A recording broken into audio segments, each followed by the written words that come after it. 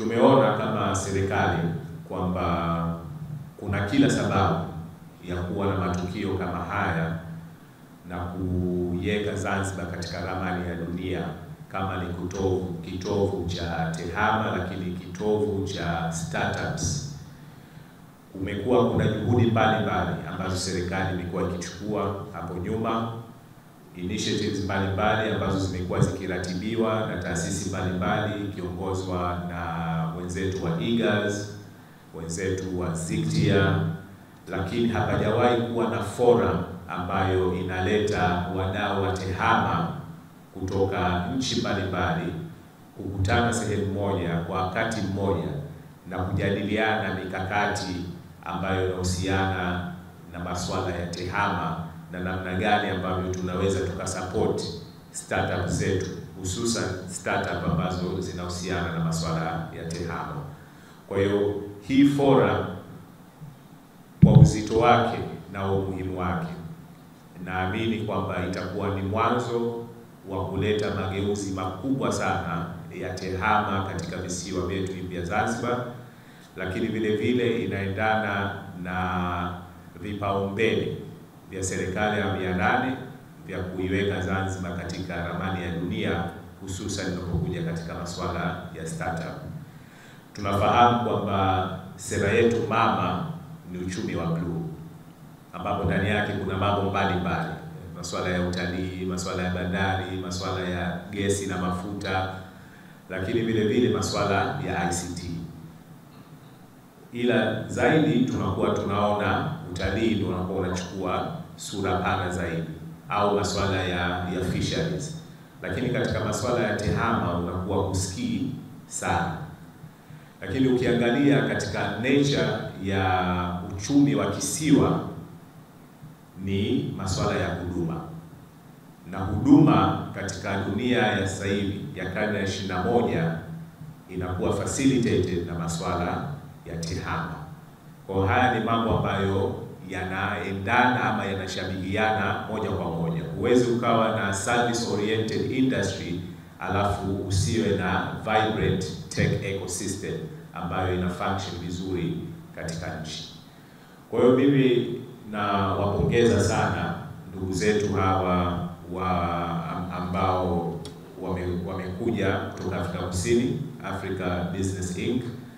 Nilipata kukutana nao kabla ya kuwa na hii presa na tukabadilishana mawazo mbalimbali jinsi gani ya kulifanya hili jambo likawa na mafanikio makubwa sana, lakini vile vile kuengage na wadau ambao naamini kwamba wataongeza thamani katika hili tukio. Na moja ya wadau muhimu ni Zanzibar Startup Association kama walezi wa tech startups ambazo ziko hapa kwenye visiwa. Kwa hiyo nimefurahi kuona kwamba mashirikiano hayo sasa yameshaanza, na kwamba tunapoelekea sasa huko mwezi Agosti mpaka tukufikia hatua hiyo, tutakuwa tumeweza kuhamasishana wingi wetu na kuweza kumobilize ili kuweza kushiriki kikamilifu. Hili jambo ni la umuhimu sana kwa startup zetu. Kisiwa chetu hiki kina vijana wengi sana ambao wanamaliza masomo ya tehama, lakini wanakosa nafasi ya kuweza kuadvance zile product ambazo wao wamezibuni. Tunaweza tukawa ni wazuri sana katika kubuni solutions ama applications, lakini ukishatokea hapo nini hasa ambacho kinaendelea? Ile ni biashara, na wenzetu duniani huko wanazilinda biashara hizi kupitia intellectual property. Lakini kwa Zanzibar yale mazingira yote kwa ujumla bado yanaonekana hayajawa rafiki kwa startups, licha ya vipaji vingi ambavyo tulipokuwa navyo.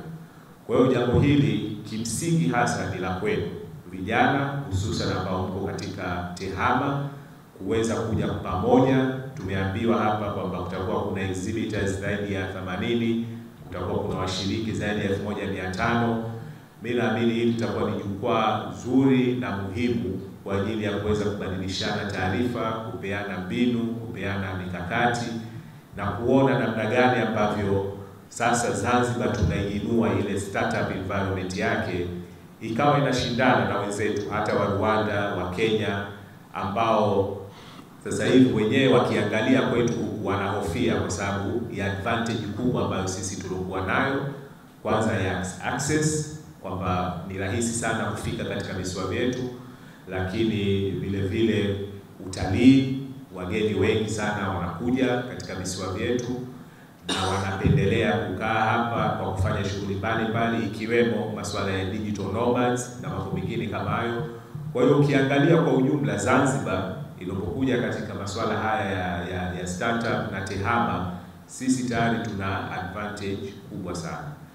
Mambo ya msingi ambayo yaliyobaki ambayo yanatakiwa kuja kufanywa, na naamini pengine yatakuwa ni sehemu ya huu mjadala, ni kuwa na sera sasa ambayo itakuwa inalinda hizi startups. Maana lazima kuwe kuna sheria, kuwe kuna sera, kuwe kuna miongozo. Kama huu ndio mwelekeo ambao tunataka kwenda nao, ni lazima to start with a reference to something that happened at the World Economic Forum 2025 in Davos.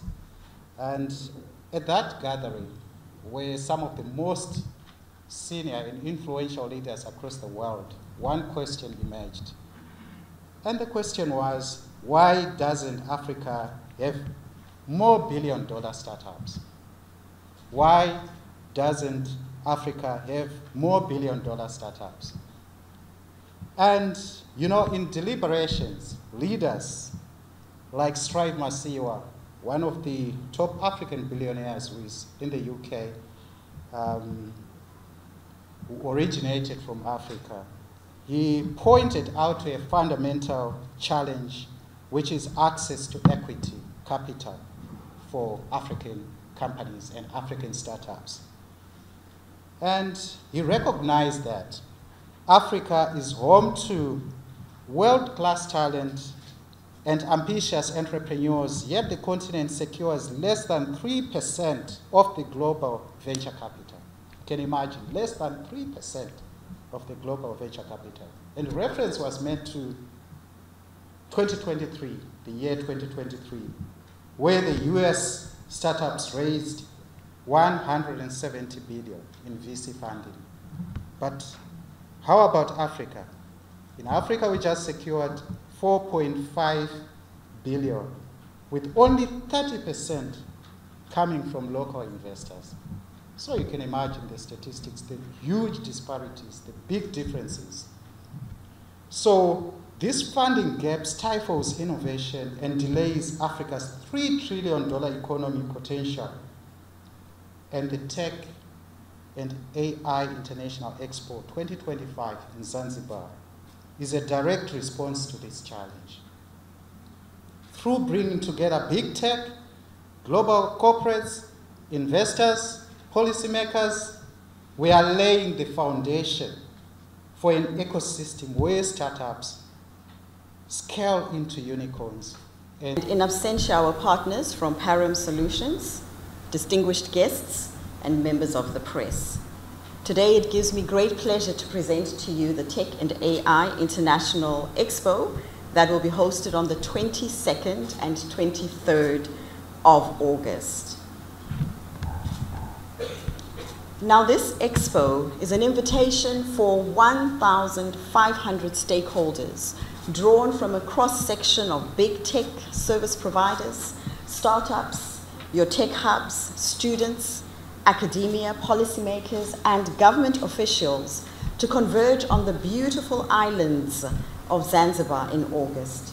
Sasa ni imani yangu kwamba katika expo yetu itatoa pia fursa kwa local partners kulingana na stage yetu ya maendeleo kuwa na B2B, kukutana, kubadilishana mawazo, hususan taasisi zetu za elimu ya juu, na si taasisi za elimu ya juu tu, lakini hata taasisi zetu za vocational training, hizi za tunasemaje, za amali, kwa sababu wengi wa hawa ambao tunaona kwamba ni dull, labda kwa kuwa tu hawakuweza kupata credit za kuendelea A level, kumbe ni watoto ambao wangejulikana mapema, wanazo channel zao ambazo wangefanya maajabu makubwa.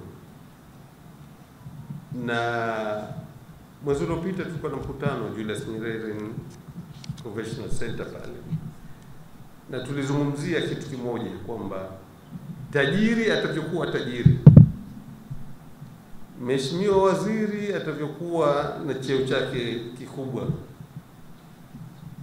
wana taaluma, hata wana maprofesa ngapi, ataitengeza hii simu hatakuwa profesa wala pengine hana hata degree, lakini vilivyoko kwenye simu hii ni vitu ambavyo wewe profesa na profesa wako, waziri na waziri wako, tajiri na mamilionia yako, wewe mwenyewe ikijifunga hata namna kuifungua uweze kuifungua.